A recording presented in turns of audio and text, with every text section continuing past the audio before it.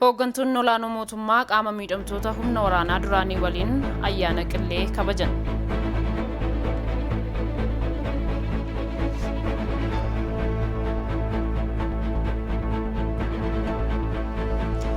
Giriikitti ayyaanni qillee sirnoota garaagaraatiin kabajameera.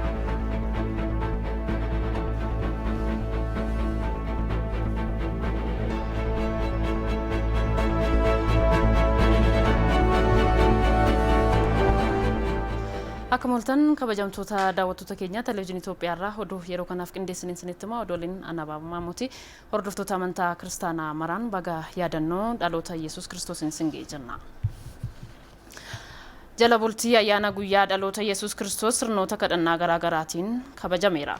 Hirmaattonni ayyaanichaas hordoftoonni amantii kiristaanaa tokkummaa fi nageenya biyyaaf ga'ee isaanii irraa eegamuu bahuu qabus jedhameera. Abdunaasir Jamaal. Kaleessa irraa eegalee jala bultiin guyyaa dhaloota Yesuus Kiristoos bataskaanota garagaraatti sirnoota garagaraan kabajameera. Guyyaa dhaloota Yesuus Kiristoosiin kan wal qabatu keewwanni kitaaba qulqulluu garagaraas dubbifameera. Sirni kadhannaa, faarfannaa fi galateeffannaas gaggeeffameera. Hordoftoonni amantii Ortodoksii Tawaahidoo Itoophiyaa jala bultii ayyaana dhaloota Yesuus Kiristoos sirna kadhannaa, galateeffannaa fi faarfannaan kabajaniiru. ከዚህም በኋላ ከዚያ ሳሉ የምትወልድበት ቀን ደረሰ። የበኩር ልጇንም ወለደ። Haaluma wal fakkaatuun hordoftoonni mana amantii Kaatoolikii Itoophiyaas jala bultii guyyaa dhaloota Yesuus Kiristoos sirna kadhannaa, galateeffannaa fi faarfannaan kabajaniiru.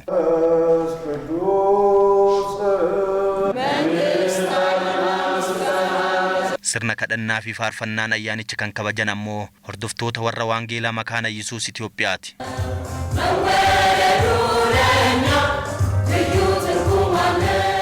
Hirmaattonni ayyaanichaas lammiilee sababa walitti bu'iinsa biyyattii keessatti uumameen miidhamaniif gadda isaanitti dhagahame ibsuun hordoftoonni amantichaa rakkoo kana furuuf gahee isaan irraa eegamu bahuun kaayoo Yesuus Kiristoos hojiitti hiikuu qabu jedhan. በዚህ በዓል ልዩነቱንም በእርቅ በማስወገድ ayyaana kanarratti garaagarummaa araaraan hambisuun kan darbe jechuun kabajuu qabnam. Karaa kaabaa, baha, kibbaa fi dhiyaan eenyummaa sanyii gosaa fi afaan osoo gargar hin jilbeeffanne waaqa kan itti kadhannuudha. Daa'imman ayyaanicha irratti hirmaatanis nageenya biyyaa hundinuu leellisuun gahee isarraa eegamu akka bahuuf dhaamaniiru. እኛ ህፃናት ሰላም እንፈልጋለን ሀገራችንን ሰላም ያድርግልን. Hooggantoonni olaanoo mootummaa qaama miidhamtoota humna waraanaa duraanii waliin ayyaana qillee kabajaniiru.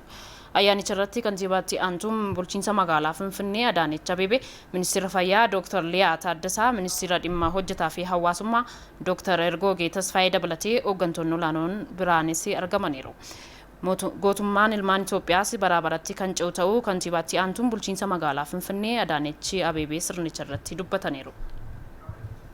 እናንተም ለራሳችሁ ክብር ለራሳችሁ ጥቅም ለግል ጥቅም ሳይሆን ለሀገራችሁ ክብር ለሌሎች ሰላም ለዜግነት ክብር ሲባል የከፈላችሁት መስዋዕትነት ነውና Isin faayidaa dhuunfaa keessaniif osoo hin taane kabaja biyya keessaniif nageenya warreen birootiif jecha wareegama kaffaltan.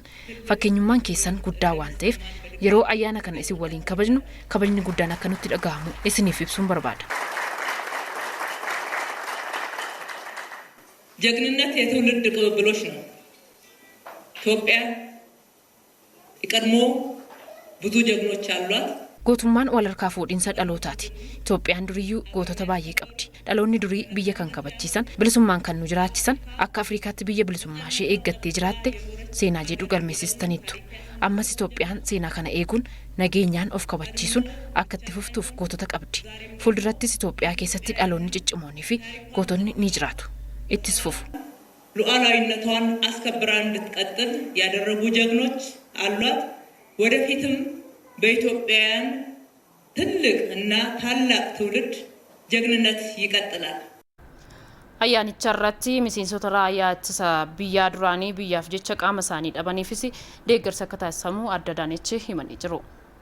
ከእናንተ ጋራ አንድ ቀን በዓል በማክበር ብቻ ሳይሆን ይሄ ጀግንነት ታሪክ ዘላቂነት እንዲኖረው ትውልድ እንዲማርበት Isin waliin ayyaana guyyaa tokko qofa kabajuu osoo hin taane gootummaan kun itti fufiinsa akka qabaatuuf dhaloonnis akka irraa baratuuf dhaloonni kan irraa barachuun kaayyoo akka qabaatu taasisuun deeggarsa barbaachisu ni taasisna. Deeggarsa kan taasisnuuf ammoo kabaja biyyaatiif. Isinis kanuma ka'umsa taasisuun seenaan keessan wayita yaadatamuu fi dhalootatti wayita himamu kan jiraatu malee kan badu akka hin taane beektanii carraa kanaan baga gammaddan jechuun barbaada. ለትውልድ ሲነገር የሚኖር እንጂ የሚጠፋ አለመሆኑን አውቃችሁ እንኳን በዚህ አጋጣሚ ደስ ያላችሁ ማለት እወዳለሁ። ቫይረሲin koronaa nama kamiyyuu qabaa waan jiruuf of eeggannoon duraan hawaasni taasisaa ture ammas cimeetti fufuu akka qabu ogeeyyonni fayyaa hospitaala Phexros himaniiru. Namoonni koronaa irraa fayyan hojjettoota hospitaalichaa keessatti argaman waliin ayyaana qilleensii kabajaniiru. Taaddasaa Tarrafaa dabalataa akka taanutti qindeesse. Ga'eessa waggaa 45 kan ta'e namni dhuunfaan tokko vaayirasii koronaatiin qabame hospitaala Phexrositti yaalii argatee yeroo ammaa kana vaayirasicharraa dandamatee fayyeera. Ga'eessi kun qaamaan guddaa fi jabaataa ta'us vaayirasii kanaan nan qabama jedhee kan of hin shakkine ta'u haa ta'u garuu osoo yaadne vaayirasiin kun isa qabe lubbuun isaa dhiphinaa fi haala ulfaataa keessa akka dabartee dubbateera. ኮሮና ማለት በጣም ከቤተሰብ የሚያለያይና ከባድ ነገር ነው። አደጋ ነው። በኮሮናው ሰዓት koronaan dhibee cimaadha. Maatii waliin gargar nama baasa. Akkamitti si qabe yoonaan jettan waanan beeku hin qabu. Eessatti akkana qabes hin beeku. Baay'ee nama of eeggatu ture. Qaamni koo koronaa ofirraa dhoowwuu danda'a jedhee yaadaa ture. Garuu sobaadha. Qaama qabaachuunis nama kamiyyuu waan qabuuf eenyumtuu of eeggachuu qaba. Namoonni hospitaala kana keessaa fayyanii bahan miidiyaa hawaasaa teelegiraamaa banatanii namoota yeroo rakkoo sana isaan wallaananii fi dhukkubsattoota biroo achitti hafan jajjabeessaa akka jiran akkasumas baga ayyaana kana geessan jechuuf hospitaalichatti argamaniiru. አጋጣሚ እዚህ በህመም ላይ ያለን ሁላችንም ቁጭ ብለን መናፈሻ ቦታ አለ ወክ የምናረግበት yeroo asitti dhukkubsanne hospitaala kana keessa turre iddoo bashannanaa keessa fa'a deemaa turre. Doktoroonni namoonni qulqullina hospitaalichaa eegan wardiyyoonni tajaajila isaan nuuf kennaa turan baay'ee kan nama gammachiisu ture. Isaan nuuf gatii kaffalanii lubbuu keenya nu fayyisuu waan danda'aniif telegiraamii bannee wal gaafachaa jirra. Ammas wal agarree isaan galateeffachuu itti fufna. Hojjettoonni hospitaalichaas namoonni koronaa irraa fayyanii ture deebi'anii isaan galateeffachuu fi ayyaana qillee bakattiin siin ga'e nuun jechuuf waan dhufaniif gammanneerra jedhan. ተሽሏቸው ድነው ወጥተው ከቤተሰባቸው ጋር የተቀላቀሉትን በሽተኞቻችንን ማየት ለዛውም እዚህ መጥተው ሲያመሰግኑን dhukkubsattoonni as turan fayyanii fooyya'insa argatanii gara maatii isaanii kan galanii turan as dhufanii waan nu galateeffataniif gammachuu nutti horeera. Sammuun koo boqonnaa argate. ayyaana qillee sababeeffachuun lammiilee godina Matakkalii buqqaanii fi deeggarsi taasifameera. Deeggarsi lammiilee taasifame kunis sangoota dabalatee birrii miiliyoona 1.4 akka ta'es himameera. Deeggarsichi qindeessummaa biiroo dhimma dubartoota daa'immanii fi dargaggoota naannoo Amaaraatiin kan sassaabamedha. Midhaan nyaataa, uffanni garaagaraa fi meeshaalee nyaataa ittiin bilcheeffatanis buqqaatotaaf kennamaniiru. Hooggantuun biirichaa Asnaaquu Dirasee dhaabbileen biroos lammiilee buqqaaniif rakkinaaf saaxilamaniif akka tumsan gaafataniiru. Yeroo ammaa lammiileen godina Matakkalii buqqa'uun godina Awwiitti argaman 60 ol ta'u bulchiinsi godina Awwii beeksiseera.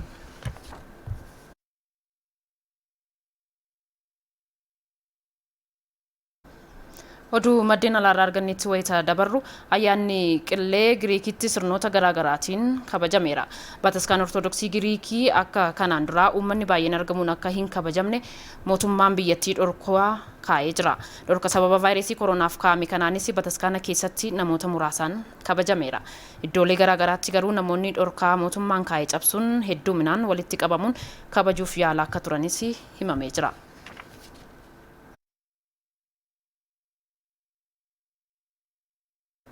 Deeggartoonni pirezidaantii Doonaald Tiraamp mana marii bakka bu'oota biyyattii cabsuun jeequmsa uumaniiru.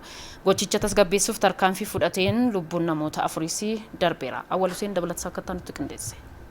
Of this concentrated, coordinated, partisan effort. Kaleessa galgala miseensonni mana marichaa filannoo biyyattiin ol qabatee komii ka'uu dhageeffachuu fi injifannoo Joo Baayiden raggaasisuuf ol gahan walga'icha irratti pirezidaantii taanaan biyyattii Maayik Peensi akka hin argamne pirezidaantii Doonaald Tiraampiin gaafatamanis amanamummaan koo heera biyyattiif jechuun Maayik Peensi kaapitoolii mana marichaatti argamuun walga'icha jalqabsiisan. Yeroo kanatti pirezidaantii Doonaald Tiraamp ammoo deeggartoota isaanii masara biyyaalessa biyyattii Waayit Haawus fuulletti walitti qabamaniif gara gamoo mana marichaa kaapitoolii imaluun sagalee keessan dhageessisaa ergaa jedhu dabarsan. Gara mana marichaa kaapitaal hiil imaluun seenaatarootaa fi bakka bu'oota keenya jajjabeessuu qabna. Gara mana marichaatti ho'ita deebinu bakka buutonni lakkoofsa sagalee kutaalee isaan bakka bu'anii ibsuun waraqaan ragaa injifannoo Joo Baayiden mirkaneessu akka kennamuuf gaafachaa turan. Bakka buutota paartii Riippablikaan keessaa garuu seenaatar Teed Kruuzii fi isaan muraasni Ariizoonaa fi Joorjiyaa dabalatee firii filannoo kutaalee 6 irra deebinuuf haa ilaalamu gaafii jedhu kaasan. Mariin mana marichaa yeroo itti fufe kanatti deeggartoonni pirezidaanti Doonaald Tiraamp ammoo dallaa gamoo waajjirichaa cabsuun keessa seenuu eegalan.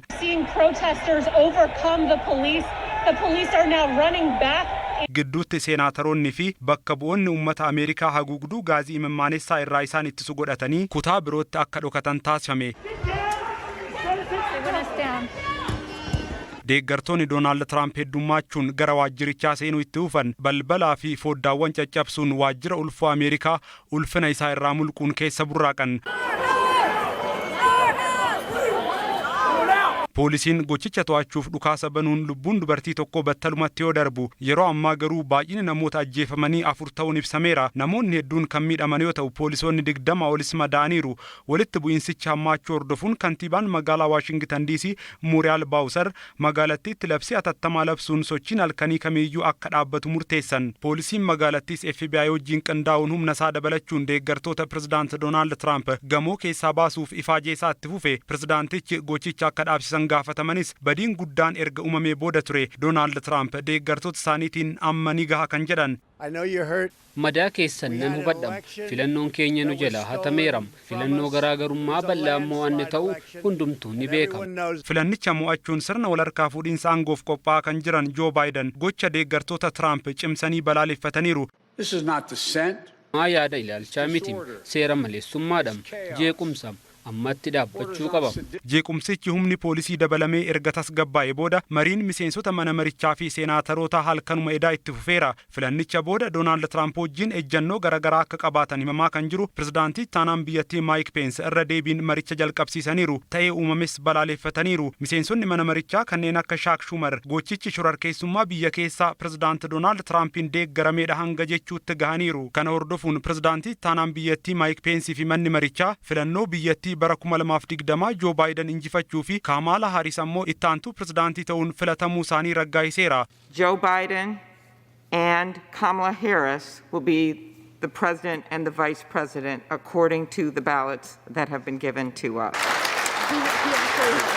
Kanas ta'ee sana sirni walharkaa fuudhiinsa aangoo pirezidaantummaa Ameerikaa amajjii 12tti raawwatama. Joo Baayiden guyyoota 12 booda sirna raawwatamuuf qophii isaanii raawwachaa jiraatanis Doonaald Tiraamp garuu ammayyuu waan qophaa'an hin fakkaatu. Guyyoonni 12 itti aanan seenaa Ameerikaa keessatti maal uumuu danda'u kan jedhu ta'ee hawaasni addunyaa hawwiin eegaa jirudha. Daawwattoota keenya oduulee keenya osoo hin xumuriin oduu ijoon si yaadachiisa. Hooggantoonni olaanoo mootummaa qaama miidhamtoota humna waraanaa duraanii waliin ayyaana qillee kabajaniiru.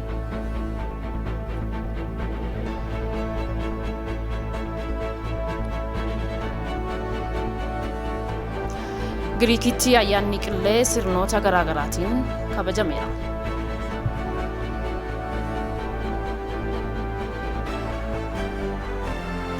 Kanneen oduu keenya yeroo kanaaf qindeessinee fakkaata ture daba kabajamtoota daawwattoota keenya televezyiinii Itoophiyaa irraa Abaaboo Maammoon ture kan oduu isinitti himuun si waliin tursi taasise qophiileen keenya afaan hanga sa'a 3tti si waliin tursi taasisu turtiin waliin taasistaniif immoo galanni keenya guddaadha. Arra deebuun ayyaana gaarii isiniif akka ta'u hawwina yeroo gaarii.